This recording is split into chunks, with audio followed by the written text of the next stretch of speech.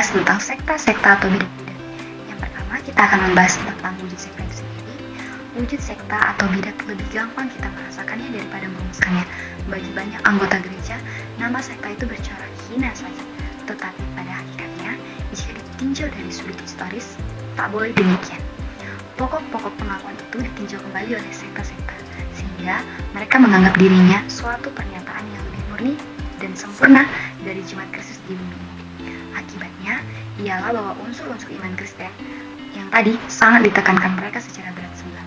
Tetapi, sungguh pun cita-cita sekta itu merupakan suatu peringatan bagi gereja-gereja yang patut diperhatikan. Tetapi, sekta itu telah melepaskan keseluruhan kesaksian Alkitab, sehingga teologinya dan praktek kesalahannya biasanya membengkokkan kebenaran Injil. Orang tidak lagi merasa dirinya terikat kepada persekutuan dan tradisi. Kebebasan perseorangan berlaku juga di lapangan agama. Dari segala sekta atau gerakan sekretaris yang telah timbul sejak zaman itu, ataupun dalam abad kita ini sendiri, kita hanya akan membahas dengan singkat beberapa sekta yang terpenting. Yang pertama, atau bagian kedua, yaitu orang Adventis. Penantian akan kedatangan kembali Tuhan Yesus dengan segera, yang diutamakan oleh banyak sekta, membawa William Miller di Amerika kepada perhitungan yang teliti tentang saat berlakunya peristiwa yang hebat itu. Meskipun Yesus sendiri telah mengatakan bahwa tidak ada seorang pun yang mengetahui hari dan ketika itu. Nah, tetapi menurut Miller, Kristus datang kembali pada antara 21 Maret 1843 dan 21 Maret 1844. Sifat sekta Adventis ialah mereka percaya bahwa Kristus membangun kerajaan 1000 tahun di dalam surga sebelum hari kiamat berakhir. Dan bahwa semua orang yang tak percaya akan ditiadakan, mereka menolak baptisan kanak-kanak dan baptisan dengan memercikan. Mereka pun memperhatikan rupa-rupa tentang mengenai makanan, begitupun organisasi, urusan keuangan, propaganda, dan goal prestasi Adventis diatur dengan rapi dan dijalankan dengan baik. Nah, yang ketiga ini kita akan membahas tentang saksi-saksi Yehova. Mereka telah menantikan kedatangan Kristus pada tahun 1914. Sehingga pecahnya Perang Dunia Pertama dihubungkannya dengan Wahyu 12 ayat 7 sampai dengan ayat ke-12. Kesimpulan mereka ialah pada saat itu Kristus telah naik tahtanya di surga. Kaum saksi Yehova dengan semangat misioner sedapat mungkin mereka menjauhkan diri dari masyarakat kini, khususnya dari perdagangan, dinas militer, dan politik. Penghayatan dosa dan rahmat telah menghilang, sangat menarik perhatian keberanian mereka bersaksi dan kerelaan mereka untuk menderita, menghambat, dan sengsara. Gerakan ini merupakan suatu protes yang kuat, walaupun primitif dan legislatif. Nah, di bagian keempat yaitu gerakan Pentakosta, di mana mereka ingin memperlihatkan kembali semangat asli yang mula-mula terdapat dalam jemaat Kristen pada zaman Yesus. Selain itu, golongan-golongan Pentakosta mengibaratkan soal bertobat, berbahasa roh, menyembuhkan orang sakit, dan sebagainya. Ekstase dan kegembiraan menjadi ciri-ciri mereka. Gerakan Pentakosta di zaman modern mulai muncul di Amerika, yaitu lebih tepatnya di California. Kemudian berpengaruh di Eropa, khusus di Jerman, dan sekarang digemari juga oleh banyak orang Kristen dalam gereja mula-mula yang gampang terpengaruh oleh metode-metode dan suasana kebaktian gerakan-gerakan Pentakosta itu. Nah, di bagian yang kelima kita akan membahas tentang gereja sekta, di mana gereja sekta saat ini diakui telah mulai membuka diri terhadap pengaruh dan seruan Roh Kudus yang datang melalui berbagai sekta. Contohnya adalah kesadaran baru dalam gereja mengenai ekstologi seperti yang terlihat dalam sidang DGD Evanston dengan fokus pada harapan Kristen. Selain itu, gereja juga berupaya memperkuat persekutuan dalam jemaat, mendidik umat awam untuk meningkatkan pengetahuan dan pelayanan mereka. Penginjilan, yaitu bisa disebut juga apostolat, dan pelayanan diakonat menjadi lebih penting dalam gereja. Beberapa gereja juga mulai mendukung penyembuhan melalui doa dan iman. Nah, gereja berusaha menjalin hubungan dengan kelompok-kelompok masyarakat yang mungkin telah menjauh dari gereja, seperti kaum buruh. Selain itu, di berbagai tempat muncul persekutuan atau orde Protestan yang berusaha mewujudkan gagasan-gagasan yang biasanya dikaitkan dengan sekte di dalam lingkungan gereja, seperti di Jerman, Skotlandia, Prancis, dan Swiss. Yang pertama, keadaan politik. Setelah Perang Dunia Pertama pada tahun 1914 sampai dengan 1918, mula-mula timbullah kesemangatan optimisme dan idealisme yang sebenarnya kesemangatan itu akan dilanjutkan pada abad yang ke-19 Dan karena adanya demokrasi dan sosialisme yang dijunjung tinggi, dan mereka berharap bahwa dunia sudah melepaskan senjata dan menuju kepada zaman keadilan, kemakmuran, dan damai. Pada awal sejarah dan tabiatnya kurang bersedia memakai demokrasi dan sosialisme di Jerman, Austria, dan Rusia, dan mulai mengakibatkan suatu perkara yang baik, yakni gereja mendapatkan kebebasan dari negara pada saat itu. Juga gereja Lutheran Bavaria, Württemberg, dan Hanover mulai dipimpin oleh uskup karena uskup ingin menggantikan tuan tanah atau raja. Tetapi Jerman dan Austria sangat ditindih oleh aturan konferensi perdamaian di Versailles pada tahun 1919, dan oleh sebab itu keadaan baru menyebabkan kekacauan dan kemelaratan kehidupan politik sangat menindih masyarakat. Yang kedua, keadaan rohani. Sebelum Perang Dunia Pertama, dunia Barat mulai melepaskan pandangan hidupnya yang netral dan materialisme. Tampaknya keyakinan dapat didamaikan dan spiritualitas dihormati di mana-mana. Namun perubahan ini tidak berarti kembalinya dunia Barat pada firman Tuhan, tetapi dunia Barat sudah membelakangi firman Tuhan. Dalam sosialisme masyarakat lapisan bawah semakin menjauhi gereja karena propaganda. Banyak yang mengira bahwa gereja berkontribusi terhadap krisis ekonomi dan keruntuhan peradaban Barat, sehingga masa pesimisme dan putus asa besar hasil baru tidak dipungut oleh gereja. Aliran rohani tidak bertumbuh kepada Injil di tahun 1700. Keadaan Eropa juga makin dipengaruhi agar Eropa melepaskan dirinya dari firman Tuhan dan mendasar kepercayaan pada dunia, dan pada saat itu banyak kaum sosialis yang berpaling dan materialisme Karl Marx ke sosialisme agama. Semakin banyak peradaban Barat yang runtuh, semakin banyak orang mencari bantuan dari kekuatan melampaui manusia, tetapi sebaliknya hanya persekutuan yang bisa mereka mengharapkan untuk memuliakan Tuhan dan menghadapi segala akal manusia dan membebaskan mereka dari krisis politik dan ekonomi. Kita masuk pada gereja dan semangat zaman. Pada masa ini, gereja yang belum pernah terjebak dalam semangat zaman yang membuat gereja kehilangan fokus pada panggilannya. Namun, seiring berjalannya waktu, pada zaman sesudah tahun 1918, gereja mengalami pertobatan.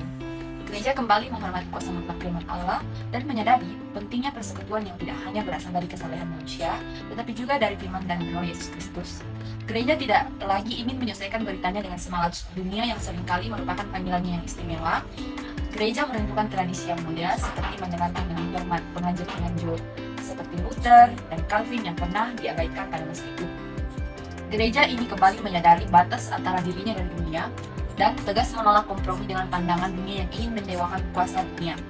Meski ada tantangan dari kelompok Kristen Jerman yang ingin menciptakan kekristenan sesuai dengan sifat bangsa mereka, gereja tetap teguh pada ajaran Alkitab. Mereka menolak penyingkiran perjanjian lama dan mempertahankan keberanian dalam keyakinan mereka seperti yang diungkapkan dalam dalil-dalil Barmen. Gereja menjadi tanda kesadaran baru bahwa Kristus memanggilnya untuk memperdengarkan firman Tuhan di tengah perkembangan dan tujuan politik nasional. Pada masa perang, gereja memberikan perlawanan keras terhadap usaha nasional sosialis yang ingin mempengaruhi segala lapisan kehidupan. Dengan keberanian mereka, gereja ini menjadi cahaya di tengah gelapnya waktu dan mempertahankan nilai-nilai kebenaran dan kesucian. Kita masuk pada gereja Katolik Roma. Pada masa perang tahun 1914 sampai 1918, gereja Katolik Roma di bawah kepemimpinan Paus Benediktus XV berusaha membantu orang tawanan, orang luka, dan korban perang. Meskipun pada masa itu Paus Benediktus dihormati, Paus Benedikt tidak memegang peran penting dalam konferensi perdamaian pasca perang. Di bawah pemerintahannya, hukum gereja diperbaharui, termasuk larangan nikah campuran kecuali dengan jaminan pendidikan anak-anak dalam agama Katolik Roma. Pengganti Benediktus adalah Pius XI, memperkuat kedudukan gereja dengan mengadakan konkordat dengan banyak pemerintah. Konkordat menjadi jalan bagi gereja Katolik Roma mempertahankan pengaruhnya pada tahun 1909. Dengan konkordat Lateran, Vatikan didirikan kembali sebagai negara independen dan gereja diakui sebagai gereja negara Italia. Pada masa Pius XI, gereja mengeluarkan banyak ensiklik, menolak debat oikumenis, menentang pendidikan oleh negara yang melanggar hak ilahi gereja, dan memberikan panduan mengenai pernikahan. Aksi Katolik adalah gerakan yang menggalang kaum awam untuk memperkuat pengaruh gereja semakin diperluas.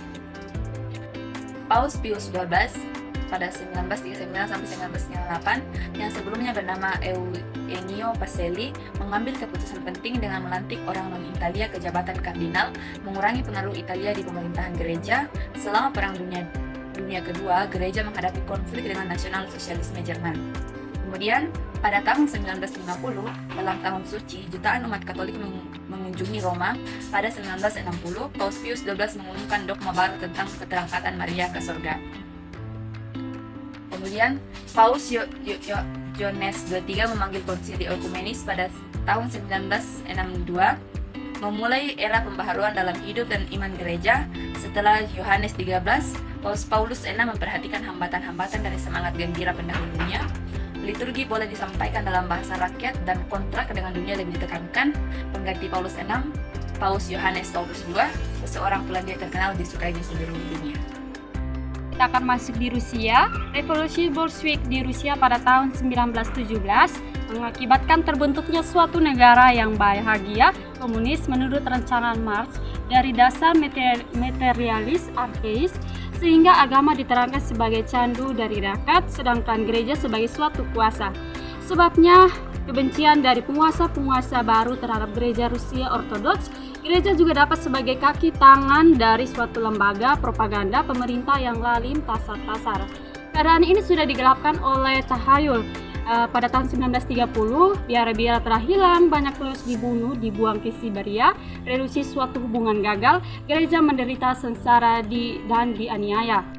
Baik, sekarang kita akan masuk di gerakan oikumenis. Dalam sejarah yang panjang, gereja yang esa sudah terpecah belah menjadi banyak-banyaknya gereja, dan seringkali orang Kristen merasa dirinya bercerai oleh mereka tidak setuju lagi tentang kebenaran Tuhan yang dinyatakan dalam Injil. Suatu keadaan yang sungguh menyedihkan. Ia tidak dapat diterima jikalau Kristen adalah kebenaran gereja tidak dapat terbagi semestinya di bawah pimpinan John Marx. Selama Perang Dunia Pertama, kesalahan yang didasari dan diakui dengan malu dengan segera lahirnya gerakan oikumenis. Banyak orang berpendapat gereja-gereja kurang penting bahwa perbuatan lebih berarti daripada ajaran. Mula-mula gerakan oikumenis adalah suatu ombak air pasang, demokratis, idealitas, cabangnya disebut Light and Worldly. Pada tanggal 2 Agustus 1914 telah dibentuk serikat gereja-gereja sedunia. Mereka menyebabkan kegiatan besar sesudah perang. Pembaruan teologi seorang ahli filsafat agama Jerman yang bernama Rudolf Otto yang menerbitkan sebuah kitab pada tahun 1917 yang beralamat yang kudus. Nah, di dalam kitab itu mengemukakan bahwa agama bukanlah suatu gerakan yang berdasar dalam manusia sendiri, melainkan reaksi manusia terhadap yang lain. Yang menjadi tokoh utamanya mengembangkan studi agama dalam penelitian hingga pada saat ini. Penyelidikan baru teologi Luther teristimewa oleh guru besar Berlin mengakibatkan pembaruan teologi pada abad ialah cetakan kedua suatu tafsiran surat Roma yang dikarang oleh Karl Barth, terbit pada tahun 1922. Karl Barth ini lahir pada tahun 1886. Dia ini adalah seorang pendeta Swiss yang menjadi guru besar teologi di Göttingen Münster yang menjadi tokoh utamanya untuk berseru kepada gereja supaya kembali kepada pengakuan yang sungguh-sungguh atas kuasa mutlak firman Tuhan. Pada abad yang lalu, manusia dengan pandangan-pandangannya tentang Allah yang menjadi pusat teologi dan orang berusaha melaraskan firman Tuhan kepada pemikiran-pemikiran manusia itu. Karl Barth ini mengutamakan gereja tetapi bukan sebagai suatu persekutuan orang saleh, melainkan selaku ruangan tempat firman diberitakan dan dipercaya. Pada abad yang ke-20 dalam teologi yang lalu, tetapi yang lebih penting lagi ialah teologi dan gereja yang telah dipanggil oleh Barth kepada ketaatan mutlak kepada pernyataan Allah di dalam Kristus. Emil Brunner menempuh jalan sejak tahun 1930. Ia mengambil tempat di tengah antara Barth dan teologi abad ke-19. Brunner ini juga lebih positif dalam penghargaannya terhadap manusia di luar pernyataan Tuhan. Ia mengaku adanya pengenalan kodrati akan Allah. Nah, Gerakan-gerakan di bidang gereja dan teologi. Seorang sarjana teologi yang berpengaruh ialah Reinhold Niebuhr, lahir pada tahun 1892, yang mengajar di Union Theological Seminary di New York dan menjadi pemimpin bagi banyak orang, khususnya di Amerika Utara. Yang menjadi tokoh utamanya adalah menginginkan suatu pembaruan hidup rohani atas dasar Alkitab selaku pengganti optimisme yang dangkal buat kemajuan peradaban manusia, dan Kristen juga mencari bentuk-bentuk baru untuk menggiatkan hidup gereja dan menyambungkan hanya kepada tradisi gereja lama. Berusaha membaharui liturgi dan kebaktian jemaat dan mengembalikan bahwa Injil kepada masyarakat umum karena proses sekularisasi sudah menjadi objek sending yang baru bagi gereja. Di Belanda masih tampak perbedaan yang mendalam antara golongan-golongan ortodoks liberal dalam gereja karena pengaruh dua orang besar di Leiden yang bernama Roy Rising, wafat pada 1926, dan Hering, wafat pada tahun 1955, yang sudah terbit aliran liberal kanan yang mementingkan kenyataan-kenyataan dosa, rahmat, penebusan dengan oknum Kristus daripada modernisme pada abad yang ke-19 karena terdorong oleh perkembangannya teologi Alkitab di Eropa dan Amerika. Baik, kita akan masuk pada gereja sedunia zaman ini. Jadi pada 200 tahun lalu, gereja Yesus Kristus meluas di seluruh dunia yang disebabkan oleh pekabaran Injil atau sending. Dengan berjalannya waktu, Eropa menjadi tempat pusat gereja sedunia, di mana sending ini bertujuan untuk perkenalan atau mulai masuknya gereja pada wilayah Asia, yang dimana ketika itu terjadi sending internasional. Dan pada sending internasional ini ada 6 kali terjadi konferensi sending internasional, yang dimana yang pertama konferensi ini bertujuan merundingkan bersama semua hal ihwal mengenai sending yang diusahakan oleh Eropa dan Amerika dan untuk memperkenalkan segala badan dan gereja yang melakukan sending satu sama lain. Konferensi sending yang kedua, di sini istilah gereja muda lah yang dipakai karena hubungan gereja sending telah mulai berubah menjadi relasi gereja tua dan gereja muda. Konferensi sending yang ketiga merupakan konferensi sending sedunia. Di sini sudah bukan lagi sending gereja lah yang menjadi pusat pembicara karena terjadinya Perang Dunia Kedua. Konferensi ketiga ini dilakukan di India di Madras, yang pada awalnya mau dilakukan di Hangzhou di Tiongkok. Oleh karena Perang Dunia II inilah yang menjadi sending gereja ketiga ini dipindahkan di India, dan gereja-gereja muda seharusnya dapat berdiri sendiri dengan secepat mungkin, sebab menjadi orang Kristen berarti harus bertanggung jawab dengan kehidupan gereja masing-masing dan untuk pekabaran Injil di tengah-tengah orang yang bukan Kristen. Dan sending sedunia yang keempat, konferensi ini terjadi, gereja sudah lebih banyak menyadari dan melaksanakan kesaksian dan penginjilan akibat Perang Dunia II. Konferensi yang kelima, di mana di sini negara-negara baru di Asia sudah mulai mengakui kebebasan beragama. Namun mereka juga waspada terhadap pengaruh barat yang masuk pada wilayah mereka.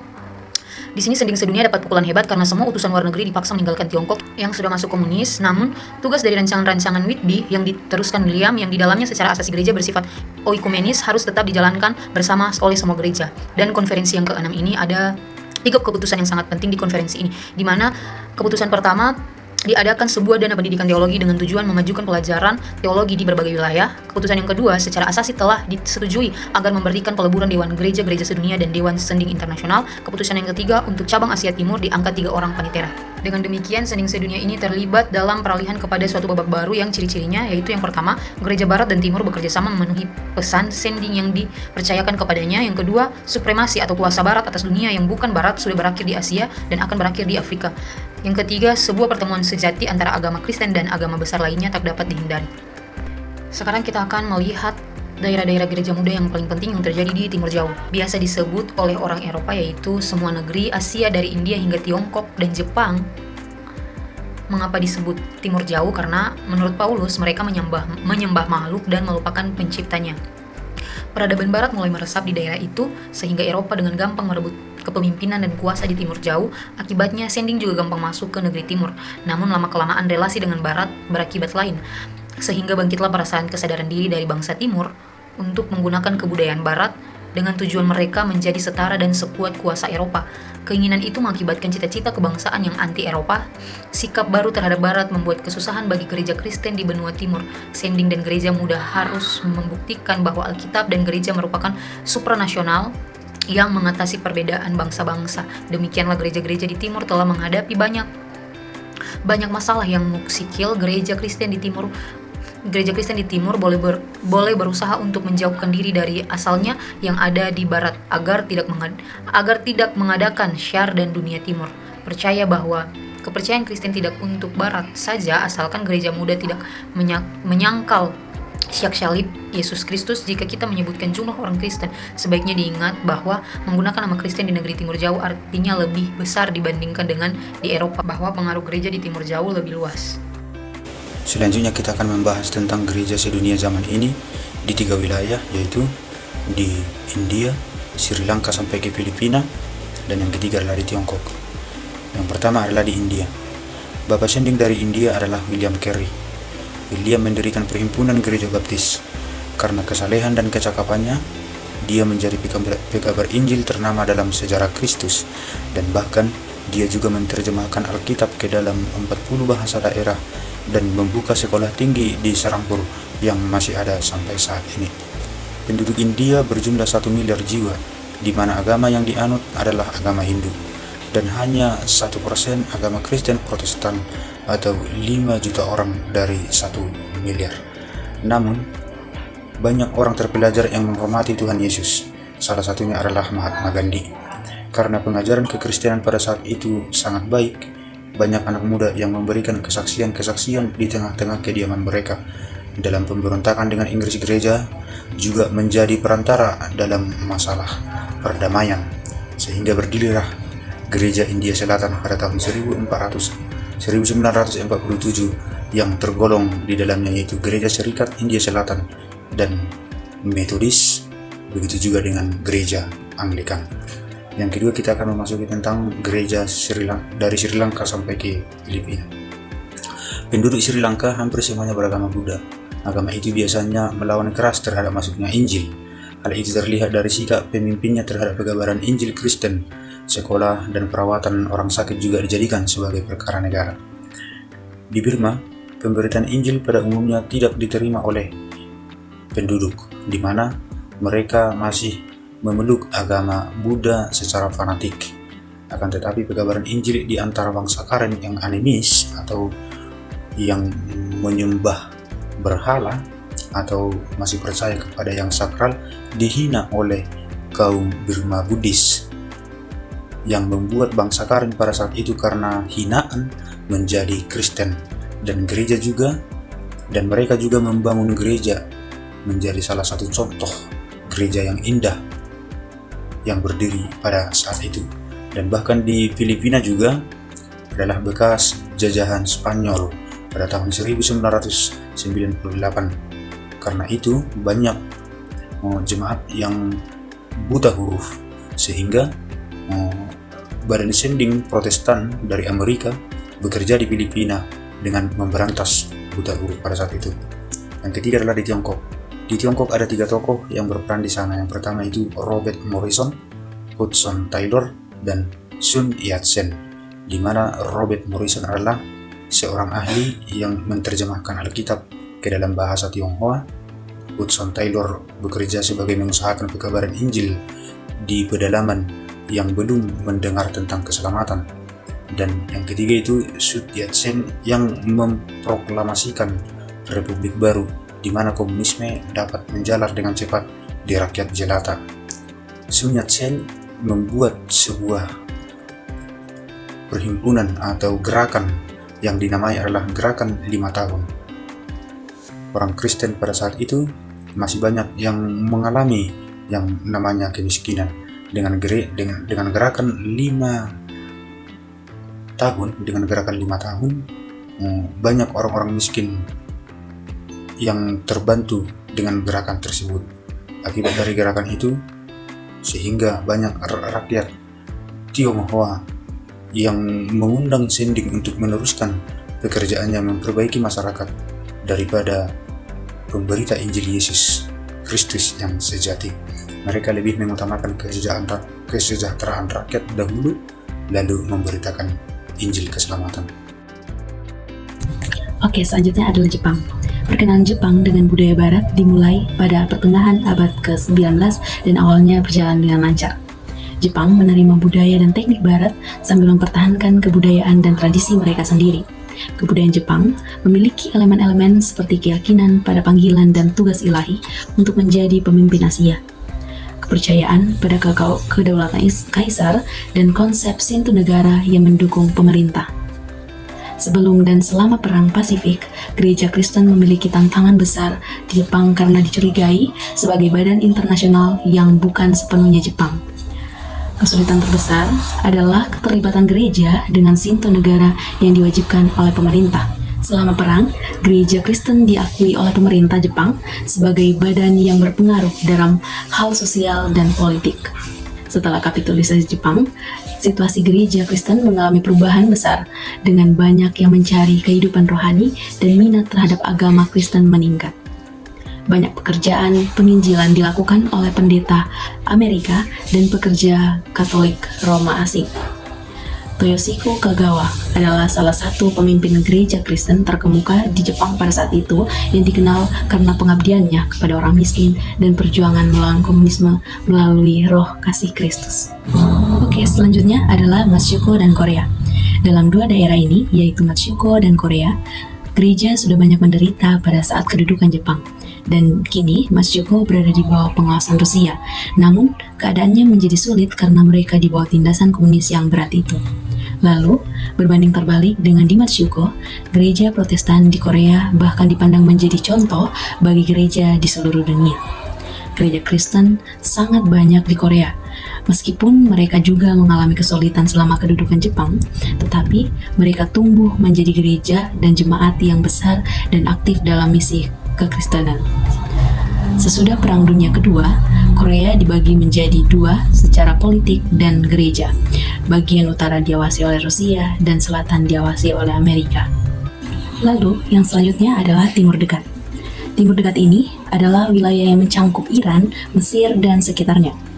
Wilayah ini didominasi oleh agama Islam yang memiliki pengaruh politik yang kuat. Ini membuat pekabaran Injil menjadi sulit karena agama Islam cenderung menghambat perkembangan agama lain. Pekabaran Injil di wilayah ini sulit berkembang. Beberapa upaya telah dilakukan untuk mendekati gereja-gereja Kristen lama dan membangkitkan kembali kekristenan di wilayah ini. Tetapi, usaha ini umumnya gagal. Timur Dekat adalah daerah dengan tantangan besar dalam pekabaran Injil karena didominasi oleh agama Islam dan nasionalisme yang kuat. Pekabaran Injil di wilayah ini seringkali terhambat oleh beberapa faktor, yaitu faktor sosial, agama, dan politik. Yang berikut kita masuk pada poin yang ke-9, yaitu Afrika. Di sini ada pengaruh peradaban Barat di Asia dan Afrika pada abad yang lalu, yang dimana di Asia gereja mengalami kesulitan dan penyebaran Injil karena adanya faktor keagamaan yang berbeda. Sedangkan di Afrika, meskipun agama Kristen lebih mudah diterima, tetapi banyak orang yang dibaptis hanya untuk mendapatkan superioritas atas peradaban Barat tanpa keyakinan yang cukup. Hal ini menyebabkan banyaknya sistem kepercayaan masuk ke dalam gereja. Pembentukan gereja-gereja Bumi Putra pun juga lambat karena kurangnya pengetahuan dan kepemimpinan jemaat lokal. Oleh karena itu, Sending harus berjuang melawan pikiran dan kebiasaan sistem kepercayaan yang masih berakar dalam masyarakat. Peradaban Barat memasuki pengalahan benua Afrika pada abad yang lalu, namun kebudayaan-kebudayaan yang tinggi dan sadar akan dirinya tidak mampu menerima perkara-perkara yang baik yang ditunjukkan Barat. Namun, masuknya orang yang sistem kepercayaan ke dalam gereja Kristen secara besar-besaran tanpa keyakinan yang cukup turut memasukkan banyak pendapat dan adat sistem kepercayaan ke dalam gereja. Sending harus berjuang di beberapa garis perjuangan. Pertama, melawan pikiran dan kebiasaan orang yang memiliki kepercayaan yang masih menyimpang dalam sistem kepercayaan yang dibawa masuk ke dalam gereja. Contohnya kepercayaan tahayul, kepadatan setan, dan ilmu sihir masih berakar dalam kepentingan untuk penyadaran jemaat akan kebenaran pada abad yang lalu. Jemaat akan kebenaran membangun gereja-gereja lokal yang mandiri. Poin yang ke-10 mengenai hari depan gereja. yang dimana di Asia gereja menghadapi tantangan besar karena adanya agama-agama lain yang sudah ada sebelumnya dan sulit untuk memasuki Injil ke dalam budaya setempat.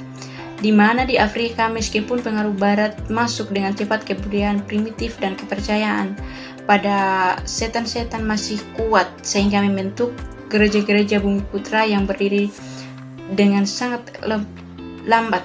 Meskipun 20% penduduk Afrika telah menganut agama Kristen, masih banyak daerah yang belum terjangkau oleh pekabaran Injil. Artikel ini juga membahas tentang yang dihadapi oleh gereja di masa depan, termasuk semangat kebangsaan yang kuat dan nasionalisme yang kurang menyukai agama Kristen. Namun, gereja harus tetap bersaksi tentang satu Tuhan saja dan bekerja sama dengan seluruh gereja di dunia untuk menerangi godaan zaman itu. Gereja di Mesir pada saat itu mengalami kesulitan dalam penyebaran Injil karena faktor-faktor seperti kegiatan sehari-hari, sibuk pekerjaan kemanusiaan. Namun Injil lebih mudah diterima di suku-suku Afrika karena kebudayaan mereka yang dianggap primitif. Sebanyak 20% dari total penduduk Afrika yang berjumlah 530 juta telah menganut agama Kristen, namun masih banyak yang belum terjangkau oleh pekabaran Injil, terutama di pedalaman Afrika dan Asia.